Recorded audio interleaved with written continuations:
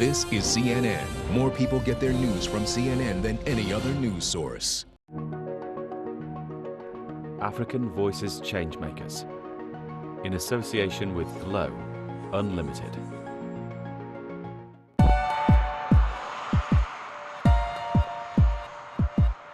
Welcome to African Voices. I'm Mari Chokbo. Sports can open up a world of opportunities for young athletes. This week, I'll introduce you to a former NFL player who's promoting American football across the continent and helping the youth get their chance on the field.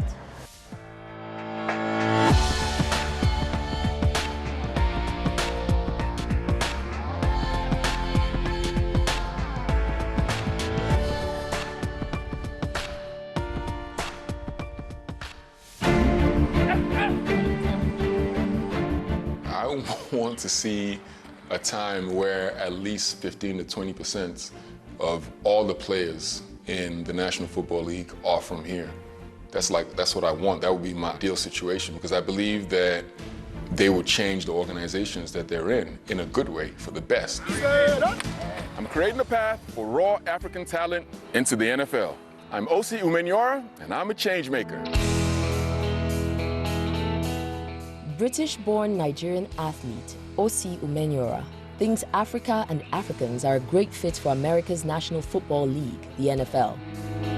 Over the last, I would say, 10 years, what I had noticed was just a massive influence, or a lot of African people, a lot of African names within the National Football League. So right now we have well over 100 players, either born in Africa or first-generation African people inside the NFL. And so as I started to notice that, I realized that nobody was really highlighting these people. It's all soccer and basketball, this and all of that. But there's the biggest league in America that has all these African people in it, and nobody was saying anything and nobody was talking about it. So I decided to do something about it. That something is NFL Africa, an official talent search to find and groom African players for the league.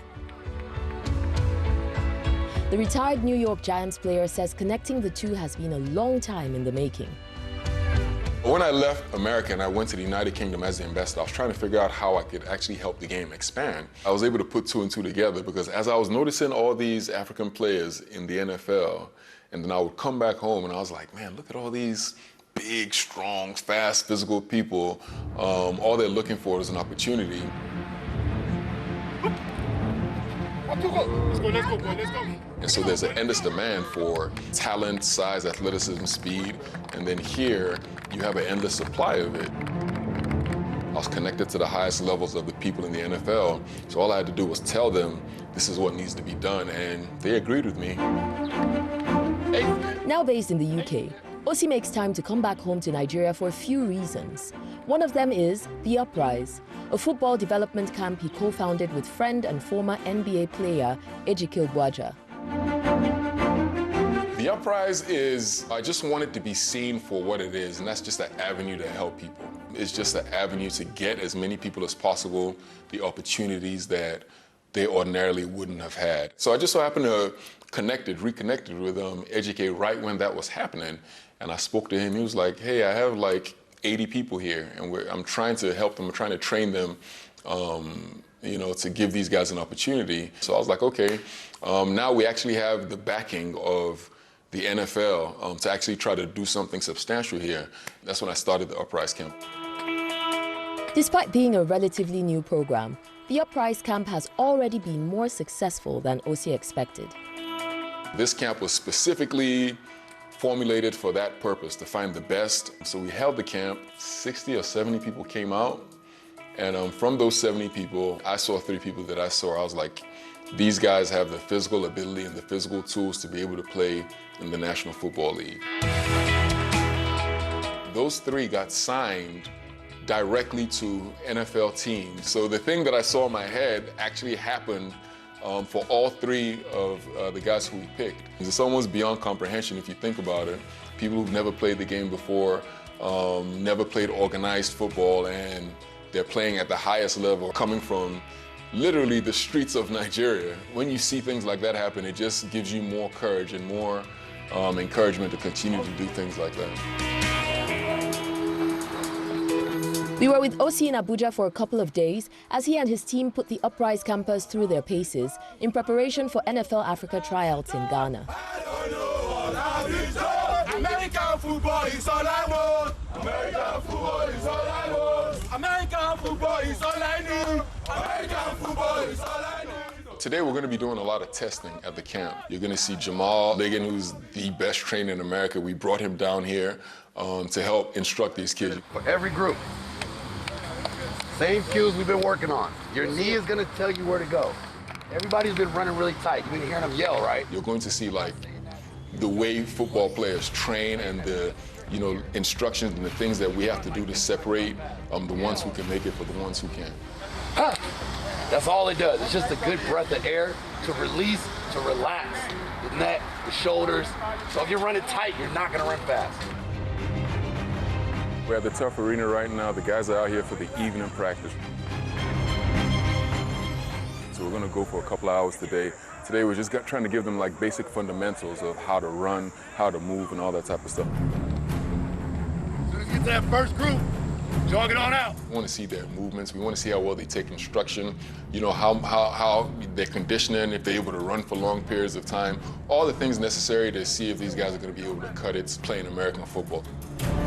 You can quit, man. Go ahead. You can quit. Lay down now. Next, Ossie means business at the Uprise training camp. 20,000 naira for free. 20,000 naira bonus. Is your line blocked? Then move to Glow. I'm reconnected. Because we've all reconnected. And it's simple, simple. Dial *109# and link your NIN to your new or existing Glow number. Get up to 20,000 naira for free with Glow. 20,000 naira bonus free. Yes, sir, free. Niger, what are you waiting for?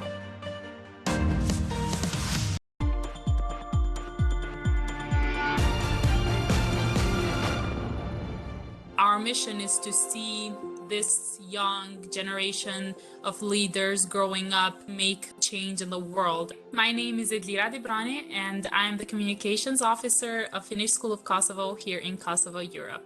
We created a Wall of Freedom, which is still in our halls. We organized a bake sale where we collected over 500 euros, which are going to be donated to an organization against domestic violence.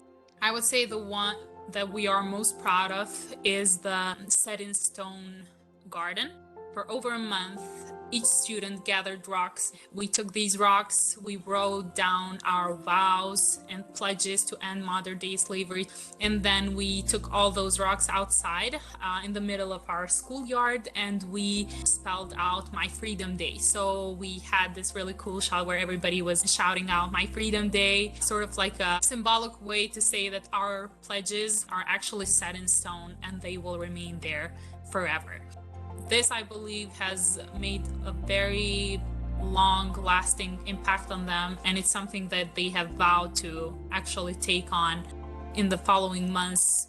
You'll see them around the school still doing other things for My Freedom Day.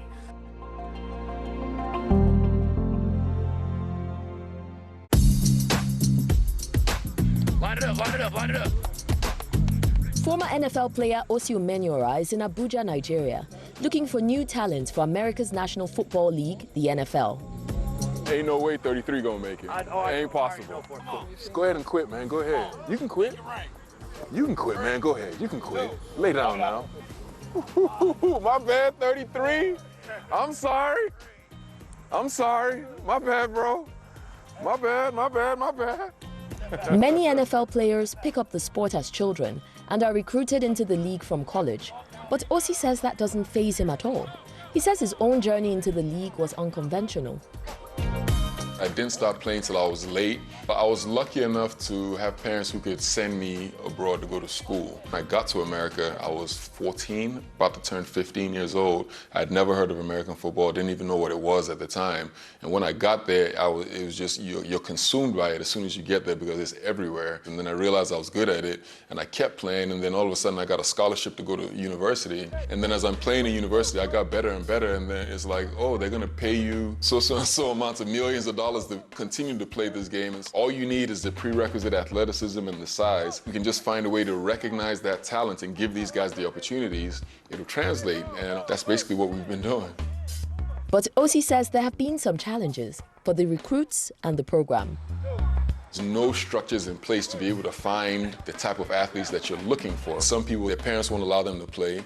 Some people, they may be eating one meal a day and they're coming from like 4 or 5 hours away. The learning curve has been a little difficult also because you have to start teaching them the game from like scratch. It's after 10 p.m. at the Turf Arena and training will soon be winding down, bringing Osi and his team a day closer to making some cuts. It's going to be tough for me tomorrow, to be honest.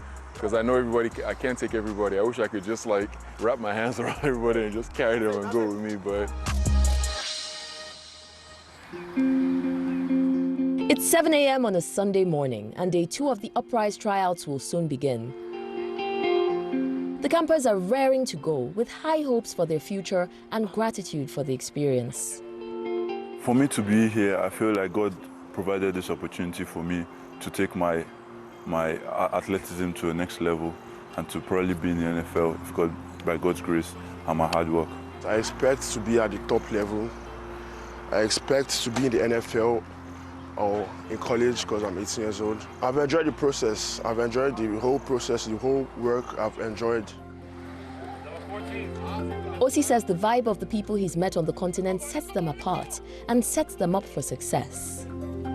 They are so hungry, right? And so their attitude is completely different than people who've been given everything. They're coming from a situation like it's do or die. As training gets underway, even Osi gets in on a little activity. Stretching, Abby. You know it's going down today. But the former New York Giants player says there's no itch to get back on the field for real. Everything that you can accomplish in the sport of football, I accomplished 12 years. I played professionally, won Super Bowls. There's literally nothing else that I could have done in the game. Osi has big plans for NFL Africa and how it's going to operate on the continent. I think in the future what we're going to have is we're going to have a structure or a facility where we bring in the highest level of coaches. And then when we find these athletes, we house them, we feed them, we give them schooling, but then we also teach them the fundamentals of American football. Go! He's looking to shake things up on the continent in more ways than one. I fully expect you to catch him, Ken. Good! Eventually, we're going to expand to other sports as well, getting people these opportunities and then getting Africans in these markets the recognition that they deserve. As the Uprise camp closes out, Osi has some tough decisions to make. But before leaving the field to do that, he has some final words. We're going to call some of you guys over. I'm not sure who yet, but quite a few of you are going to go to Ghana.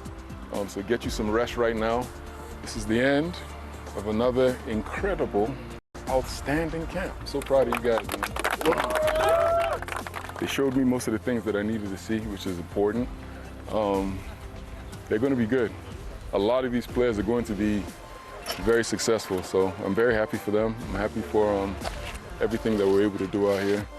At the end of the day, for Osi, it's not accolades or money that moves him. It's one thing to achieve things for yourself, but we all die and everybody's going to forget about you after that happens. But how many people have you helped? How many opportunities have you given to as many people as you can? And that's basically what I'm trying to do, and they're really, really happy about that.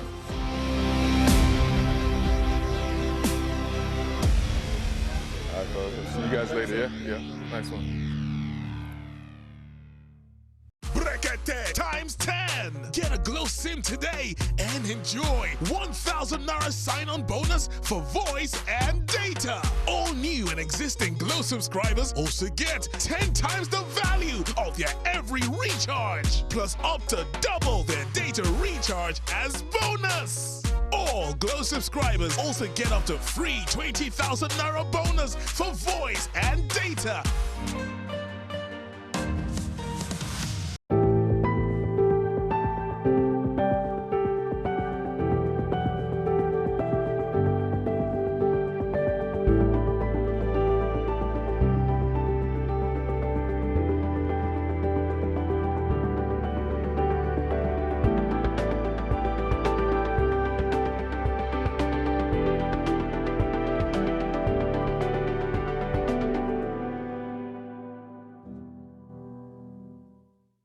Holds barred. Out front tonight, hypocrite in chief. No nonsense. How stupid do you think we are? Because getting to the truth matters. Aaron Burnett out front, Tuesday to Saturday on CNN.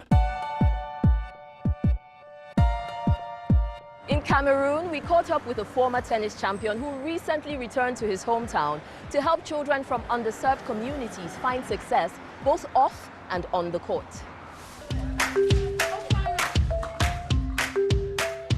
Nice job. Steady. I want them to believe in their dreams. Keep striving hard. There. Good eye on the ball. Nothing good comes easily. So long as they believe and they keep working hard, they'll succeed. I use tennis to change kids' life. There you go. Beautiful. My name is Joseph Oyebok. I am a change maker. There. Joseph Oyebok is training the next generation of tennis hopefuls in Cameroon. Beautiful. The athlete knows a thing or two about the sport. He's a former ATP pro and Cameroon national champion. He says he fell in love with the sport at a young age. I was on my way to my primary school and I just, saw Europeans playing on the tennis court at Bota SS Club and just fell in love with the game. I couldn't stop going to the tennis court. And my parents decided to send me away to a boarding school and there were tennis courts there and the passion only kept growing. A few years later, I integrated the Cameroon national junior team and senior team, and General Manager of Sonara sponsored me to France and to the United States, where I played college tennis. Ready? Hopping then. After climbing the ranks, Joseph returned to Cameroon to give back to his home country.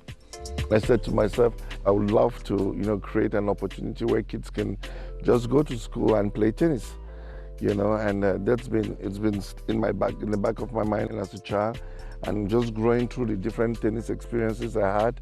It was so much fun traveling the world, playing the game of tennis, and I thought I wanted to share that with the less fortunate. Joseph opened the Oyebok Tennis Academy, or OTA, in 1999. He now splits his time between the US and Cameroon. Today we were with him in Douala to meet some of his young prodigies. Eyes on the ball. There. All the top star players from Cameroon in the junior level all come from the wall. This makeshift court, affectionately known as The Wall, is the heartbeat of the academy. This is the wall of Bonaberry. So the Bonaberry wall is known as the home of the fearless. Joseph transformed his family's backyard into the court to provide a space where children from underserved communities could play. The kids around this neighborhood have nowhere to go for recreation, nowhere to play sports. There was no way to build a tennis court. There wasn't any land big enough to take a tennis court. The only space we had was just the little garden, which my late mom used to use. So we converted that into a playground, concreted it, and built up a wall so the kids could practice against the wall. And that became our center. It became our go-to place. We didn't have the lines of a tennis court, so we didn't know where to stand. The kids didn't know where to stand. And we got crushed in the first couple of tournaments we tried, but they didn't give up the spirit and they kept working hard. We traced a few lines to represent the court, taught them where to stand, kept walking. And a few years later, they were the best in the country, winning everything. OTA has since opened 25 centers across the nation and has taught more than 12,000 children how to play tennis. The ages range from actually 2 to about 18, 19. We have a program called Kinder Tennis, where they just come to eat biscuits and have fun, break a smile. And then we have also our dream team, which is 13 through 18, and then after that we have our national squad players.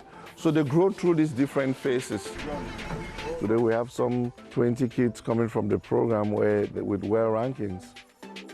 The academy strives to teach children skills both on and off the court. A lot of these kids come from social backgrounds not known to be wealthy. They struggle a lot. And I think this struggling factor has really helped them in a way, because on the tennis court they fight. They get very, very tough, And what we have done is just try to turn that event into something positive.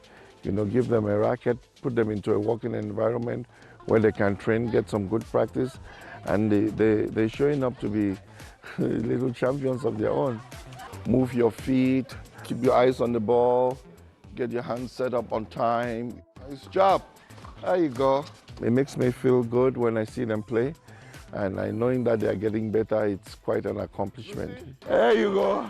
To expand their reach, the program is building a campus outside of Douala. Coming up, Joseph takes us inside the new facility as they host one of their biggest tournaments to date. 20,000 naira for free. 20,000 naira bonus. Is your line blocked? Then move to Glow. I'm reconnected. Because we've all reconnected. And it's simple, simple. Dial *109# and link your NIN to your new or existing Glow number. Get up to 20,000 naira for free with Glow. 20,000 naira bonus free. Yes, sir. Free. Niger, what are you waiting for?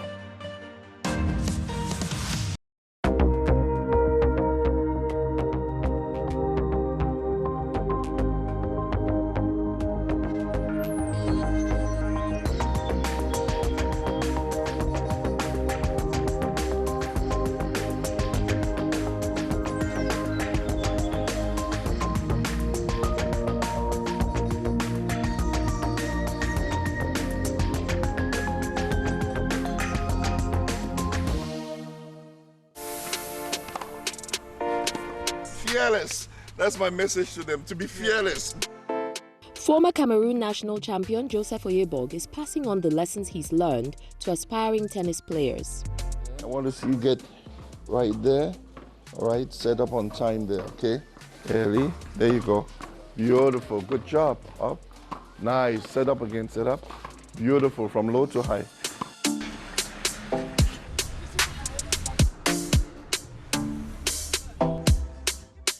Very good. Farm volley. Stay down. Over the past 2 decades, Joseph has taught thousands of children across Cameroon how to play tennis through the Oyebog Tennis Academy, or OTA. Today, the academy is focused on building the Susa campus. We are currently at the OTA National Center in Susa. This is where the kids with the most needs, the better players, are being lodged.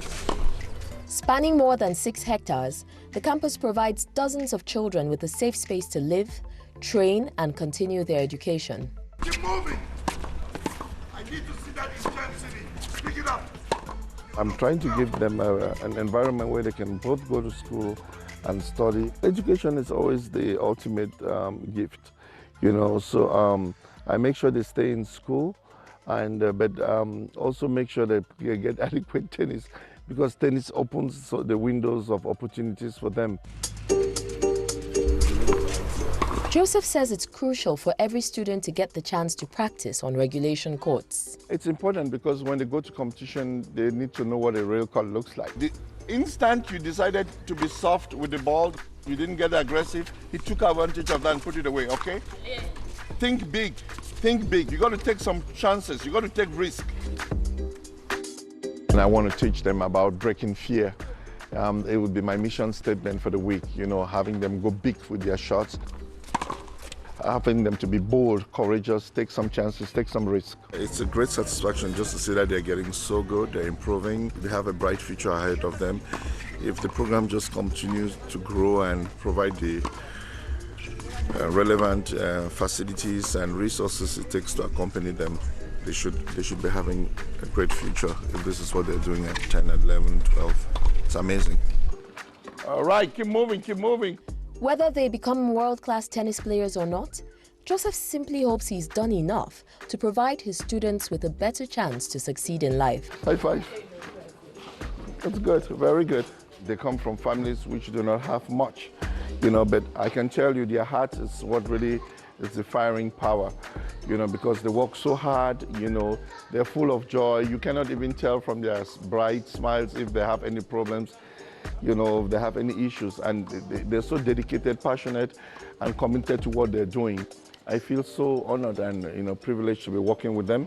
You know, I teach them a little bit of tennis, they teach me some patience, and they teach me other things like, you know, there is more to happiness than having resources. Tennis is a very tough sport to excel in. If you look at it from a realistic perspective, it's very hard, you know, to say it's impossible, very hard to earn a living from tennis, you know, especially competition tennis. But it creates so many different opportunities. There are coaches, there are referees, tournament directors, and you have whatever you have out there. So many different venues for a brilliant career.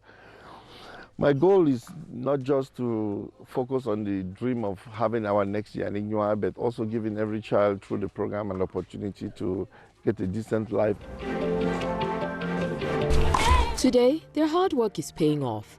The program hosted its first round of International Tennis Federation tournaments. This is an International Tennis Federation sanctioned event, and this is about the World Junior Championships, Grade 5. It was a great experience just to see participants coming from over 15 different countries all year in Susa, from France, Canada, United States of America, Egypt, Ivory Coast, just to name a few, but it's a wonderful, energy to see so many foreign players in Cameroon competing all for the sake of getting either a world ranking or getting their world ranking higher.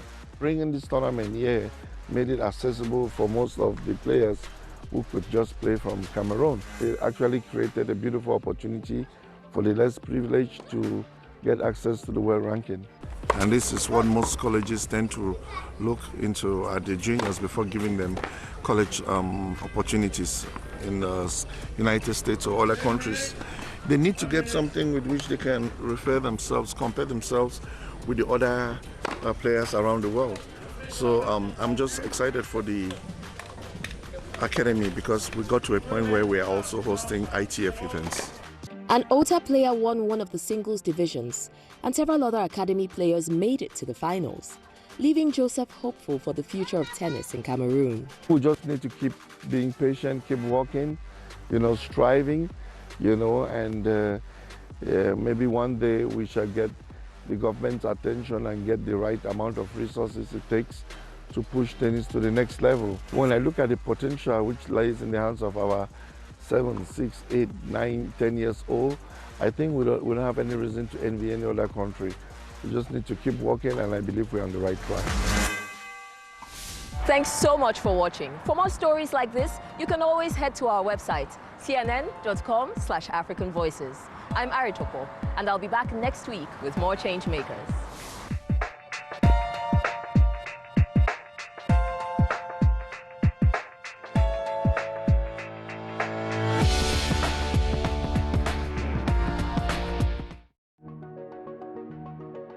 African Voices Changemakers, in association with Glow Unlimited. Brekete times 10. Get a Glow SIM today and enjoy 1,000 Naira sign-on bonus for voice and data. All new and existing Glow subscribers also get 10 times the value of their every recharge, plus up to double their data recharge as bonus. All Glow subscribers also get up to free 20,000 Naira bonus for voice and data.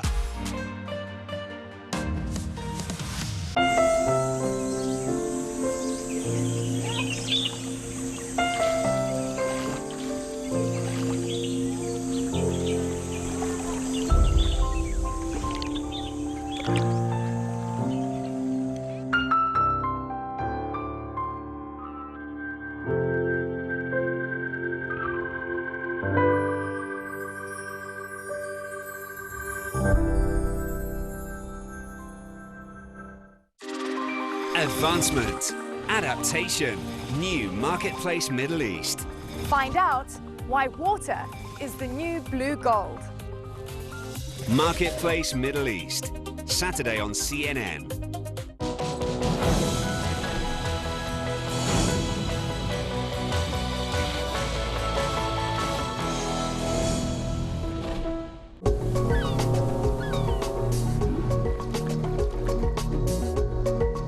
Business is all about making connections. But some connections are easier to make than others. With a CNN partner hotel, the world is always at your fingertips. CNN Partner Hotels, connected to your world.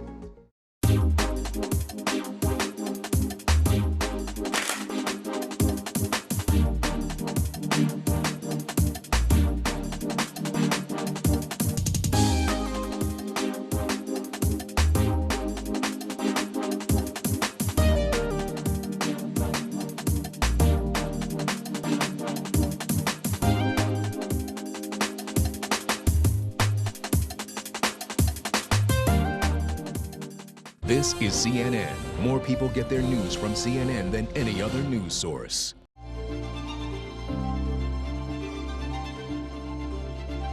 Inside Africa, in association with Zenith Bank. Across Africa, women are making their voices heard. We saw the opportunity and it was just like convincing other people that we weren't crazy. Becoming leaders in energy, education, and the art space. We're one of the few, if not the only, female-owned gallery in Ghana. And blazing a trail for others to follow. And that's where we want society to get to, like where, you know, your effort is not belittled because of your gender. This is Inside Africa.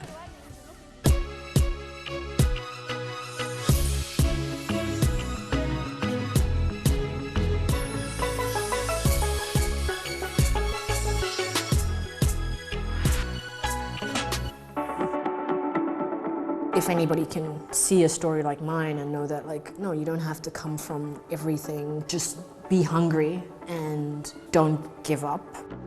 My name's Ntabiseng Mosia. I founded a company called Easy Solar. We make clean energy affordable and accessible in West Africa through smart solar technology. When starting out in 2015, Ntabiseng said it was hard to be taken seriously at first as a black woman in business. When I would be in a room with one of my co-founders, he's white and he's French, and the tone and the way people would shift would be interesting. Like, I'd be in a room and, you know, somebody would kind of automatically turn and talk to him, and when I would speak, they would turn and talk to him.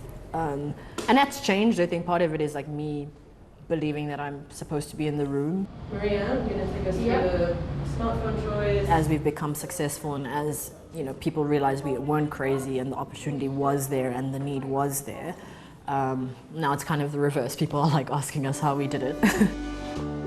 For Ntabiseng, solar energy felt like the perfect solution to close the energy gap. I find it beautiful to narrow a divide and like sort of fix that inequity, but through something that everyone can harness, and it's like open to everyone. So it's like the great equalizer, and it's clean and it's becoming so much more affordable. Like, if you look at the cost of solar technology over the last 10 to 15 years, it's gone down to the point where you can electrify a rural household in Sierra Leone for $100, right? And that's insane, and you can finance it over time because technology's become so smart that you can talk to the device and it can talk back to you. Easy Solar provides solar-powered products for the home using a pay-as-you-go model. Ntabiseng said it wasn't an easy sell at first. There's just like a tenacity and like an acceptance of failure or perceived failure. And so we just kept pushing even though like a few doors were slammed in our face. And I remember having like kind of a last-ditch conversation with somebody I knew, and I was like, just get me in the door, just get me an introduction to this person. I feel like they'll be the investor that, you know, and I had a call with them and they ended up being our lead investor, but like a lot of people could have just been like, okay, let's pack up shop, this is not gonna work, nobody's gonna believe in it. Today, Easy Solar employs 320 full-time staff across their markets in Sierra Leone and Liberia. When we go into our office at Hill Station in Freetown, I mean, when I step out of the car, sometimes I'm just so like, whew, I have to psych myself up because it's just, I'm an introvert and there's a lot of people, and I'm just like, whew, okay, get started. And then I have my to-do list in my head and I go through the office and it's just this warm vibe and just, it's just people, and each of these people has a life and each of these people has a family. When Ntabiseng started her own family, she says gardening helped to recenter her. I love experimenting with plants. Sierra Leone's one of the best places in the world because the tropical climate, you can just explore so many different types of plants. So I've got pineapples, a bit of basil, tomatoes are really great. I'm potting a bougainvillea right here, which is a great climbing plant. It's really beautiful, it's low maintenance. So just a range of different things. And leaves are the original solar panels. So I'm just saying, like, they literally take energy from the sun. I mean, light from the sun and convert it into energy. So it's kind of a full circle thing with the company. So I'm like, it's kind of like work from home in a more fundamental way. The nurturing role seems to come naturally to Nthabiseng, and she says she enjoys mentoring young female talent in the sector. We have some people who've been promoted, started off as a sales agent and made their way all the way up, to leading a team. To women who've just, sort of started and come in at a very high position. So my question is, how do we cultivate more of that? And then how do we mentor people to believe that it's possible for them? Shanice George started with the company 2 years ago and rose quickly through the ranks to team leader.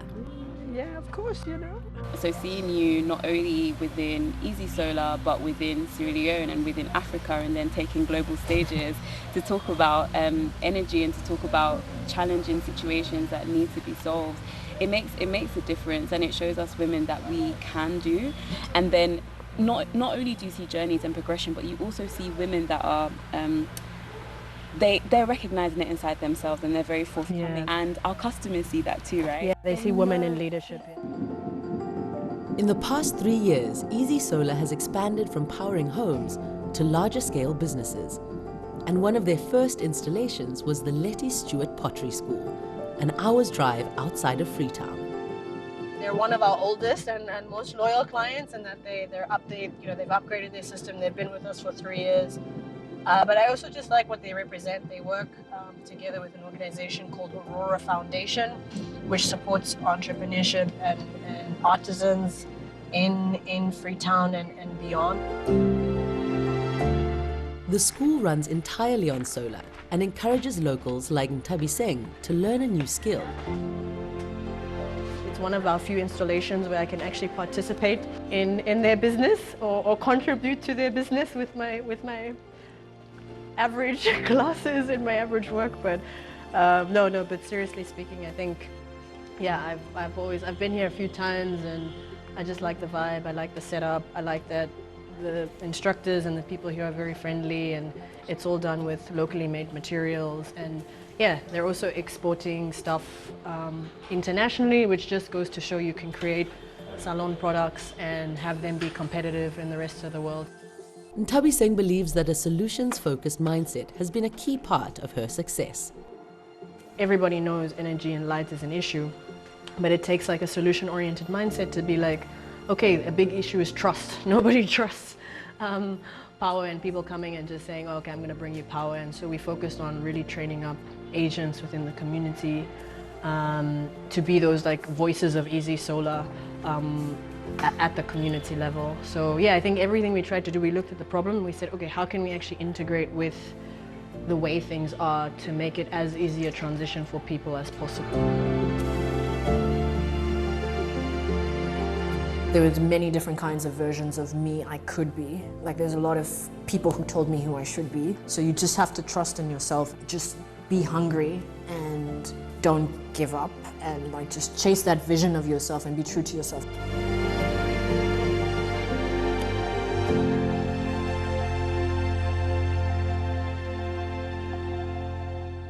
Thinking of banking in Africa? Think Zenith. In today's fast-moving, fast-changing world, you need a financial partner that understands your unique expectations. A bank with presence in major financial centers across the world, with the enabling platform to facilitate seamlessly, whenever, wherever, however. A bank with best-in-class financial solutions from a superb combination of technology and human touch. For easy, fast and secure banking that creates real value. Turning dreams into reality is now in your hands. People, technology, service. Zenith Bank, in your best interest.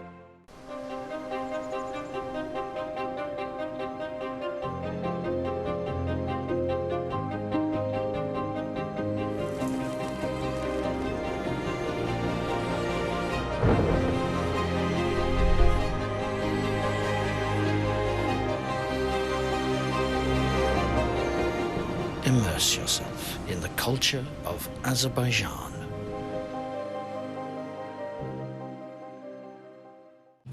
From the tiniest warbler to the mightiest whale shark, nature is on the move, but natural paths are under threat.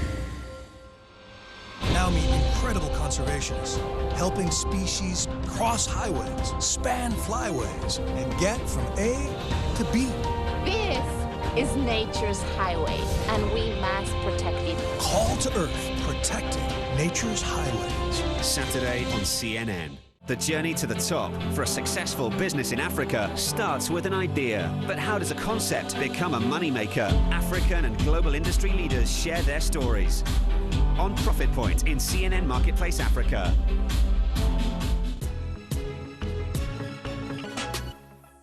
If you're happy and you know, clap your hand. On the outskirts of Rwanda's capital city, Kigali, a primary school lesson is just getting underway. And you know, take your book. You'd be forgiven for thinking this was a music class. Do you remember Mingo? Yes, we are going to sing this song by moving like this. Yes? Yes. Mingo, mingo, mingo. Mingo, mingo, mingo. Mingo, mingo, mingo. Award-winning teacher Christine Umutesi regularly uses song and movement to teach science. Her class, they succeed more because she uses good teaching methodology. She's active in teaching. She is a very, very creative teacher. Christine's creativity earned her the National Prize for Outstanding Teaching in 2020.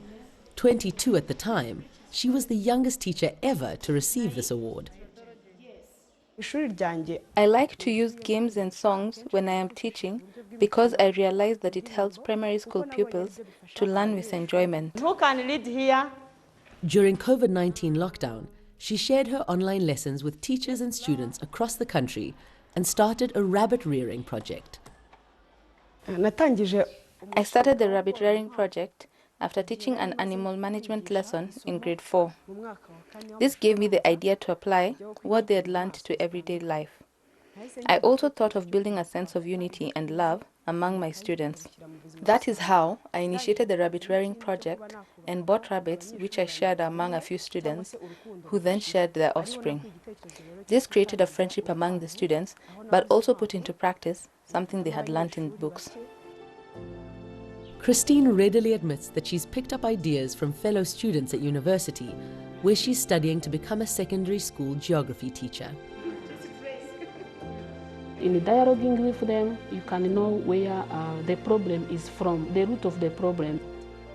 And she also seeks advice from her university professor and mentor.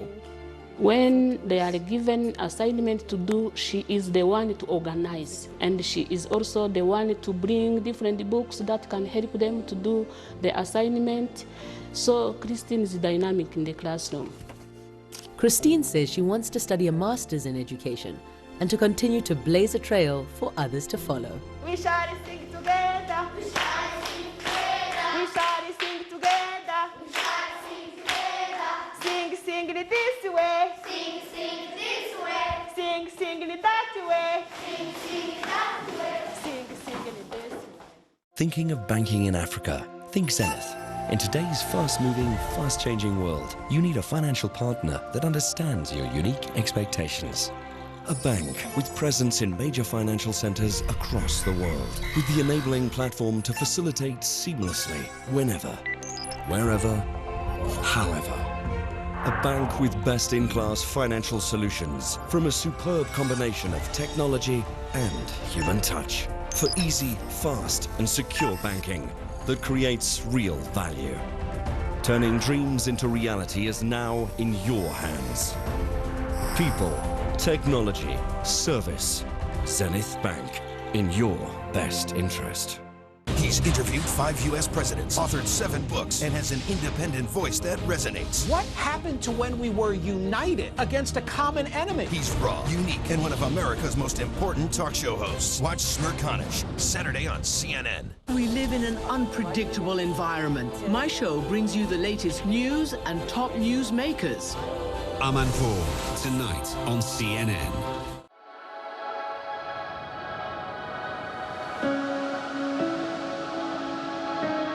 The first time, it's not us going outward into the world, but the world coming inward to Accra and to us. Adora Mba is an ambitious newcomer to the Ghanaian art scene.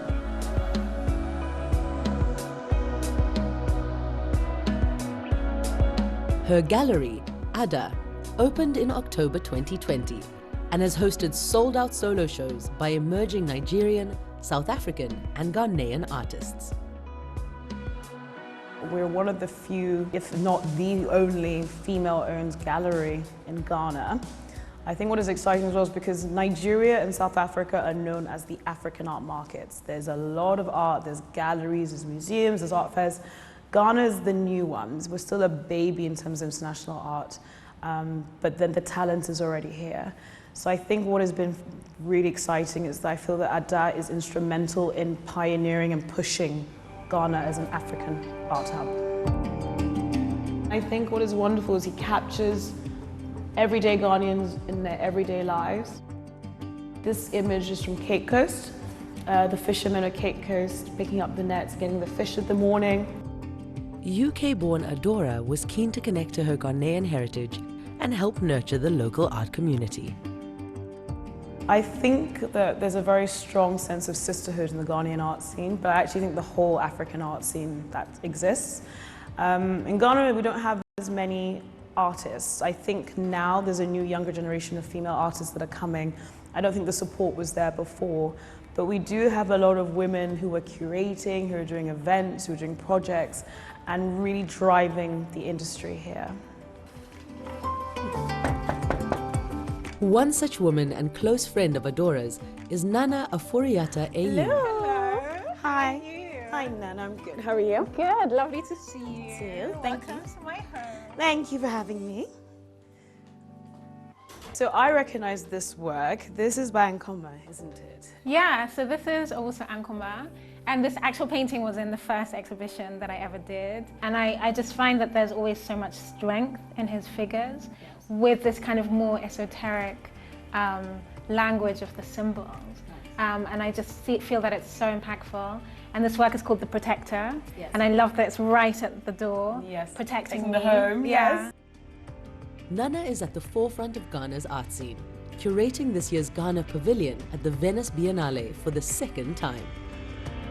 The Ghanaian art scene and community are growing, and as part of that, there's a need for sustainability.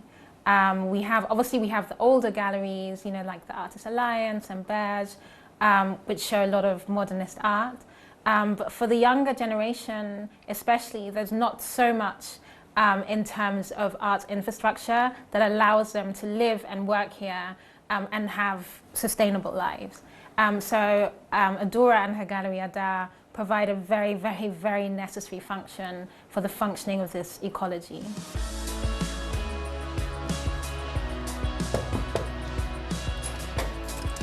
Hi. An art advisor turned gallerist, Adora has a track record for spotting talent. We are in Art and Martyrs. It's an artist studio in Accra, Ghana. So I'm really excited to visit one of the artists that Ada will be showing this year. Her name is Araba Opoku. This is one of her beautiful works behind me here. I think what I find unique about Araba is that she is an abstract artist, and at the moment it's very rare to find not only a female young abstract artist, but someone that does such contemporary and very exciting, colourful work. Tell me about these works. I haven't seen your work at this first phase and level before. Yes, so these are the first 2 layers of the work. Okay. And this is supposed to represent sort of teardrops, or when the rain is trickling down, or water is just trickling down, drip, drop. Yes, droplets, lovely, okay. Yes. Araba is one of a handful of female artists Adora has supported since opening Ada. I feel like other than me, I have maybe about 4 friends globally that are female African women who own galleries. The art world is incredibly male-dominated, it's Western-dominated. We have never had a seat at the table, as it were, but things are now changing and it's really exciting. I feel that there's a lot more women taking the lead in the African, especially, Black and African art industry. Perhaps a further sign of the changing times is the appointment of a female cultural curator at the newly opened and much hyped Institute Museum of Ghana. When he's taking the shots from Yeah. the courtyard, he bends down so that it's not a viewpoint. Yeah, that's true. The museum combines working studios and exhibition spaces in a repurposed factory complex, which Adora says aligns with how she would like to expand her gallery in the future. My dream is to have a space in Accra that is studio, that is school, that is gallery, that is every kind of aspect of the art industry that can support artists, and then have these powerhouses across the world with our name across, showing always Black and African artists. Thinking of banking in Africa? Think Zenith. In today's fast-moving, fast-changing world, you need a financial partner that understands your unique expectations. A bank with presence in major financial centers across the world, with the enabling platform to facilitate seamlessly, whenever, wherever, however.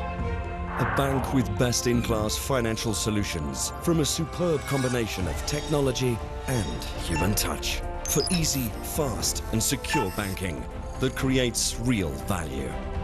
Turning dreams into reality is now in your hands. People, technology, service. Zenith Bank, in your best interest.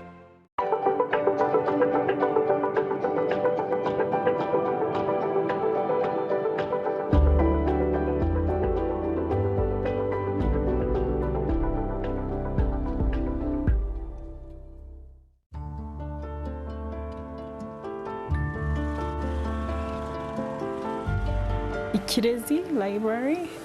It's the oldest bookstore in Rwanda, actually. Every time I come here, I go back to the office with an idea or an inspiration or motivation, energy to try new things.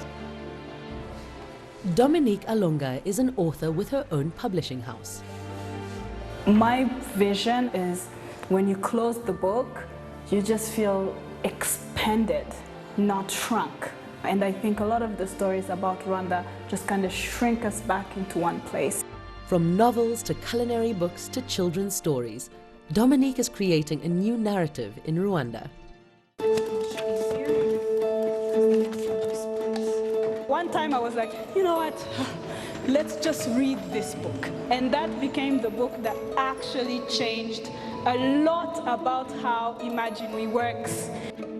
Tonight we are celebrating 1 year of Between Wild and Free, which is the book that for me opened this new possibility of what kind of stories we can tell about Rwanda.